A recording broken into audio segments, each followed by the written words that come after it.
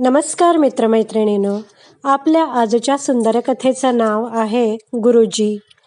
कथा वाचनास सुरुवात करण्यापूर्वी माझी तुम्हाला विनंती आहे की व्हिडिओ शेवटपर्यंत पाहावा आणि सुंदर कथेचा आस्वाद घ्यावा.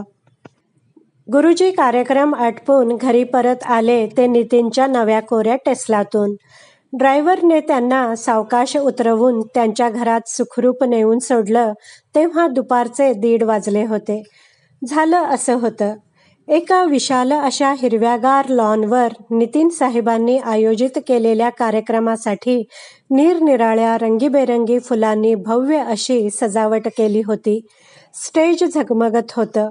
नितीन जाधव साहेब हे शहरातले एक फार मोठे उद्योगपती होते. त्यांची 75वी साजरी होणार होती. शहरातले सगळे मोठे मोठे नामवंत आमंत्रित केले होते.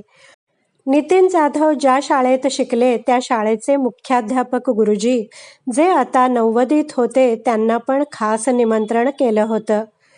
काठीच्या आधाराने गुरुजी अजून तसे चालते फिरते होते. वर्गात नितीन हुशार असल्याने त्यांचा लाडका विद्यार्थी होता. त्याने आठवण ठेवून त्यांना आमंत्रण दिले ह्या गोष्टीने त्यांना खूप छान वाटले होते. कौतुक वाटलं. आपला विद्यार्थी एवढा मोठा होऊनही आपल्याला विसरला नाही ह्याचं.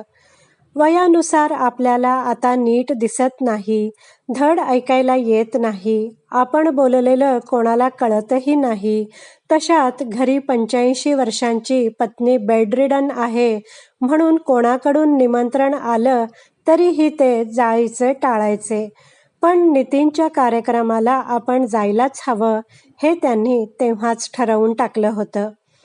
कार्यक्रमाची वेळ आज सकाळी 10ची होती. सकाळी जायचंय या उत्सुकतेने गुरुजींना रात्री झोप लागली नव्हती. सकाळपासूनच त्यांची गडबड चालू होती. घरून 8:30ला तरी त्यांना निघावं लागणार होतं. कमीत कमी 3 तास तरी आपण बाहेर राहू ह्या हिशोबाने त्यांनी पत्नीसाठी थर्मासमध्ये चहा आणि डब्यात शिरा भरून कॉटजवळ नेऊन ठेवला होता. 8:30 वाजत आले होते. सोसायटीतला वॉचमन गुरुजींनी फोन केला की नाखुशीने का होईना येऊन जात असे. तसा तो सांगितल्याप्रमाणे ऑटो घेऊनच आला होता. हां, चला आत जा, ऑटो आला आहे. आवरा लवकर, जास्त वेळ थांबणार नाही तो.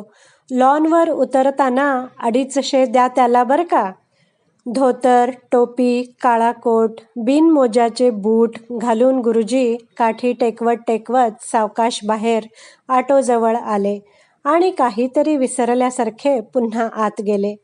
वॉचमन आणि ऑटोवाला कपाळाला आठ्या पाडून त्यांची संथ गतीची चाल बघून त्रासिक नजरेने त्यांच्याकडे पाहत होते. 10 मिनिटात ते जाऊन काय हवं होतं ते घेऊन ऑटोत बसले. मध्ये सरकून बसा साहेब, नाहीतर मध्येच कुठेतरी कोलंडाल बघा, वॉचमनकडे बघत ऑटोवाल्याने थट्टेच्या स्वरात म्हटलं. अन दोघेही हसले. रिक्षा निघाली. अर्ध्यावर आली असेल. लहान आहेस रे बाळा तू, तंबाखू खायचं नाही, बंद कर ते खाणं. किती सारखं तोंड बाहेर काढून थुंकतो आहेस. कॅन्सर होऊ शकतो हे माहीत आहे ना तुला. गुरुजींची उपदेश करायची सवय अजून गेली नव्हती. 22व्या वर्षापासून लागलेली सवय जाणार तरी कशी. रिक्षावाल्याने मान वळवून त्यांच्यावर एक तिरसट अशी नजर टाकली. उपदेश त्याला आवडला नसावा. रागात त्याने वेग वाढवला. स्पीड ब्रेकरवरही वेग कमी न केल्याने एकदा सरांची टोपी फिरली, एकदा चष्मा पडला. सावकाश रे बाबा. तो काही ऐकायच्या मूडमध्ये नव्हता. थांबला ते एकदम कार्यक्रम ऑलरेडी सुरू झालेल्या लॉनसमोरच. रिक्षावाल्याने एवढ्या फास्ट आणून पण 11 वाजले होते. गुरुजींना पोहोचायला लेटच झाला होता. गुरुजी काठी टेकवत टेकवत एंट्रन्सच्या कमानीतून आत शिरणार एवढ्यात, ए म्हाताऱ्या, आत कुठं चाललास. आत लई मोठ्या लोकांचा कार्यक्रम सुरू हाय, त्यात कुठं चाललायस. हो मागं. गुरुजींनी काही न बोलता कोटाच्या वरच्या खिशातून पत्रिका काढून दाखवल्यावर त्यांना आत सोडलं. आत बरीच गर्दी झाली होती. नितीन साहेब स्टेजवर उच्चभ्रू लोकांच्या गराड्यात सोफ्यावर बसले होते. बाजूला त्यांच्या मिसेस आणि त्यांची मुलं लोकांनी दिलेल्या मोठमोठ्या गिफ्ट स्वीकारत होते. स्टेज खाली जो तो आपल्या नटून थटून आलेल्या बायकांसोबत सुटाबुटात होता. काहींच्या हातात प्लेट्स होत्या. लॉनवर ठिकठिकाणी अरेंज केलेली काचेची टेबलं आणि कुशन्ड खुर्च्या फुल झाल्या होत्या. त्यामुळे बरेच जण हातात प्लेट्स घेऊन ग्रुप्स करून उभे होते. गुरुजी गोंधळून गेले. कोणीच त्यांच्याकडे बघेना. एवढ्या गर्दीत आपण एकट्याने जायचं तरी कसं म्हणून ते कडेकडेने आत जात कसे बसे एका साध्या खुर्चीवर जाऊन बसले. गर्दी वाढत गेल्याने हातात प्लेट्स घेतलेला एक ग्रुप अगदी त्यांच्यापर्यंत आला. त्यांच्यातल्या एकीने गुरुजींना खुर्चीवर मोकळेच बसलेले बघून, आजोबा, माझं खाणं होईपर्यंत माझी हँडबॅग घेऊन बसता का प्लीज, असं म्हणत त्यांच्या हो नाहीचीही वाट न बघता त्यांच्या मांडीवर बॅग ठेवून पण दिली. गुरुजींनी काही न बोलता ती व्यवस्थित मांडीवर ठेवून घेतली. गर्दीत सगळ्यांचे आवाज वाढल्याने गुरुजी त्यांच्या गप्पा स्पष्टपणे ऐकू शकत होते. कमाल आहे यार नितीन सरांची. स्वतःचे डोके आणि बुद्धी वापरून एवढ्या उंचीवर पोहोचले खरे, पण सगळं हे कोणामुळं शक्य झालं तर त्यांनी स्वतःच्या मेहनतीला ना क्रेडिट दिलं, ना त्यांच्या आई-वडिलांना, ना मिसेसला. साध्या एका शाळेच्या मुख्याध्यापकाच्या शिकवणीला सगळं श्रेय देऊन हा गृहस्थ मोकळा झाला. हा हा हा. बाजूला खुर्चीवर बसलेल्या सरांचे डोळे एकदम चमकले आणि लगेच पाणावले पण. दाटलेल्या कंठाने ग्रुपकडे बघत ते बोलले, खरंच तुमचे नितीन साहेब असं म्हणाले? आजोबांकडे ठेवायला दिलेली आपली हँडबॅग खसकन ओढून घेत ती बाई म्हणाली, चला आपण दुसरीकडं कुठेतरी उभे राहू. हा म्हातारा आपल्या गोष्टी ऐकतो आहे. आणि ते गुरुजींपासून दूर गेले. अजूनही नितीन जाधव साहेबांसमोर भेट घेणाऱ्यांची गर्दी होती. मोठी रांगच रांग होती. गुरुजी मात्र नितीनला भेटायची आतुरतेने वाट पाहत होते.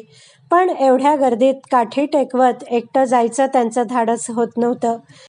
शेवटी त्यांनी एका वेटरला हाक मारून बोलावून घेतलं व त्याला त्यांना स्टेजवर घेऊन जाण्याची विनंती केली. त्याप्रमाणे तो हात धरून हळूहळू त्यांना घेऊन गेला. स्टेजच्या खाली बूट काढायला लावून वर गेल्यानंतर त्याने भेटायला आलेल्यांच्या रांगेत गुरुजींना समोरची जागा पण मिळवून दिली. त्यांना उभं राहणं होत नाही सांगून जाता जाता तो गुरुजींना म्हणे, आजोबा साहेबांना भेटायच्या आधी तुम्ही साहेबांसाठी काही भेटवस्तू आणली असेल तर आधी त्या बाईंकडे द्या, मगच पुढे जा. त्या बाई म्हणजे नितीन साहेबांच्या मिसेस होत्या. गुरुजी जाधव साहेबांच्या मिसेस समोर जाऊन उभे राहिले. गुरुजींना बघून त्या म्हणाल्या, आज्जा, अहो धड चालताही येत नसताना तुम्ही आलात तरी कशाला? मुलाला पाठवून द्यायचं असतं ना. बरं जाऊ दे. तुम्ही काही साहेबांना देणार असाल तर इथेच द्या. साहेब काहीच घेणार नाहीत. गुरुजींनी कोटाच्या वरच्या खिशात हात घातला. हाताला काहीच लागलं नाही. खालच्या उजव्या खिशात हात घातला, तिथेही काही लागलं नाही. अहो आज्जा, नसेल काही आणलं तर राहू द्या. नाटकं करू नका. जा तसेच. मागे तुमच्या लोक खोळंबले आहेत. एवढ्यात सरांना आतल्या खिशात त्यांनी नितीनला देण्यासाठी ठेवलेलं त्यांचं पेन हाती लागलं. ते त्यांनी मिसेसच्या हाती दिलं. हे जुनं वापरलेलं पेन आणलं तुम्ही साहेबांना भेट म्हणून द्यायला? हो, त्याला द्यायला माझ्याकडं दुसरं काही नव्हतं. पाणावलेल्या डोळ्यांनी थरथरत्या आवाजात गुरुजी बोलले. मिसेसने ते पेन आलेल्या गिफ्ट्समध्ये न ठेवता परस्पर त्यांच्या एका नोकराला देऊन टाकलं. काठी टेकवत गुरुजी अखेर जाधव साहेबांसमोर जाऊन उभे राहिले. जाधव साहेबांनी वर बघितलं आणि त्यांचा चेहरा आश्चर्यमिश्रित खुशीने फुलून उत्तेजित झाला. ते तात्काळ उठून उभे राहिले. अरे गुरुजी, तुम्ही आलात? मला खात्री होती तुम्ही याल. मी तुमची वाटच बघत होतो. त्यांनी आजूबाजूची गर्दी हटवून गुरुजींना मध्यभागी उभे केले. स्वतःचे बूट काढले आणि चक्क त्यांच्या पायावर डोकं ठेवून त्यांना लोटांगण घातलं. गर्दीने गजबजलेलं लॉन एकाएकी स्तब्ध झालं. सगळ्यांच्या नजरा स्टेजकडे वळल्या. फोटोग्राफर, व्हिडिओग्राफर पुढे सरसावून हा शॉट घेत होते. स्टेजवरील भोवतालचे बडे बडे लोक तसेच स्टेज खालचे सगळे लोक, ज्यात तो ग्रुपही सामील होता, ज्या बाईने गुरुजींच्या मांडीवर आपली बॅग पटकली होती, ते सगळे शांत होऊन हे दृश्य आश्चर्याने बघत होते. साहेब उठले आणि त्यांनी गुरुजींना मिठी मारली. दोघांचेही डोळे आसवांनी डबडबले होते. साहेबांनी खाली उभे असलेल्या असिस्टंटला खूण करून वर बोलावून घेतलं.